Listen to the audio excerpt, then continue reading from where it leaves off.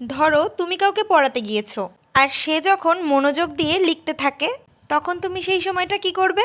আমার রোজ এই সময়টা ফেস করতে হয়। আমি পড়াতে যাই, আর তারা যখন লেখে, তখন আমি বেশ কয়েকটি কাজ বেছে নিয়েছি। প্রথমত, তাদের অন্য বইগুলো আমি পড়ি। আর দ্বিতীয় কাজ হলো, যখন সময়টা একদমই কাটতে চায় না, তখন আমি ওদের কাছ থেকে খাতা নিয়ে বসে পড়ি, ছোট্ট ছোট্ট কিছু আঁকিবুকি করার জন্য। ঠিক সেই রকমই একটি ভিডিও তোমাদের সাথে আজ আমি শেয়ার করছি।